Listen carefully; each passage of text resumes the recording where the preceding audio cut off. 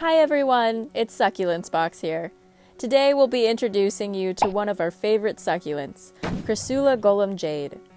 Crassula Gollum Jade belongs to the Crassula Ovata family. It has fascinating green finger-like leaves with a red circle on the tips and can produce small pinkish-white star-shaped flowers during late fall and early winter. This unique leaf shape even earns its cute nickname, Shrek Ears. But don't let its adorable look fool you. At maturity, this succulent can grow up to 3 feet tall and 2 feet wide. Make it a favorable plant for bonsai growers. Like other jade plants, Crassula Gollum Jade thrives in full sun to the partial sun, so make sure to give them 6 to 8 hours of direct sunlight. This plant can also tolerate some shade in the afternoon, so it can be grown as an indoor plant. A southern windowsill will be the perfect spot to display your lovely pot of Gollum Jade. In ideal growing conditions, Gollum Jade would have this dark green color, but once they're happily stressed from all the extra sun exposure, you might notice their color change to brighter green with a red tip. They might become a little stretchy when they lack sunlight, but this is not as visible as seen in other succulents if you place this plant in the windowsill. Remember to rotate the container once every few days to make sure all the leaves receive enough sunlight. The scorching sun in the summer can burn the leaves, so if you notice any sign of browning or burn marks, it's better to shelter or move your Gollum Jade to a shadier place.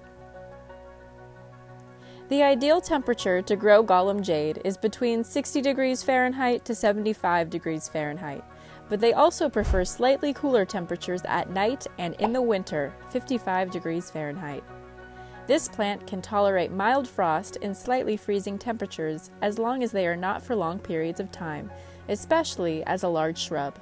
So if you live in zone 10 to 11, you can keep them outside throughout the year.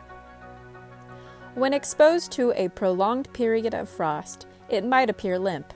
Quickly move it in a room with good ambient sunlight and wait a few days to see if it bounces back. Otherwise, be sure to cut off any part that turns black or gets rotten. If you live in colder zones and decide to winterize your Gollum Jades indoors, the best time to bring them inside is around late fall when it's about 50 to 60 degrees Fahrenheit. They will need time to acclimate to indoor temperatures. Gollum Jade is a great drought-tolerant plant, so they have relatively low water need. Water deeply, but make sure the soil is completely dry. Your watering routine could be once every 18 to 14 days, depending on where you live. It's quite easy to tell when your Gollum Jade is underwatered. You will find the leaves become a little deflated and wrinkled. That's the sign that you should give them a good soak of water. Unless you live in a dry climate, avoid spraying water on the leaves since this could result in rot in humid condition. Gollum Jade is a winter-dormant succulent. You should cut back on watering during this period since they won't need as much water as in their growing period. As usual, a well-drained mix is best for Gollum Jade. If you don't have a cactus mix available, you can make your own soil mix by adding inorganic ingredients to dark soil. Your potting medium should contain 50% to 70% mineral grit such as coarse sand, pumice, or perlite. These will improve the drainage of the soil and prevent water from sitting too long, causing rot and fungus.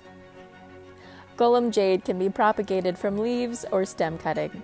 However, it's recommended that you use cutting propagation to get the best result, since Gollum Jade is not the best candidate for leaves propagation. For propagation, prepare a sharp and sterilized knife. Snip a healthy cutting, about 4 to 5 inches tall, and make sure to leave at least 1 to 1.5 inch stem. Let the stem callus for 2 to 3 days. Prepare a well-drained mix and repot your stem in the soil. Mist the soil lightly. After 3 weeks, your Gollum Jade should develop new roots. Remember to let all the cutting ends dry up well in bright and indirect light. If you live in a dry climate like zone 9 or 10, it might be fine to repot the cutting immediately in well-drained soil.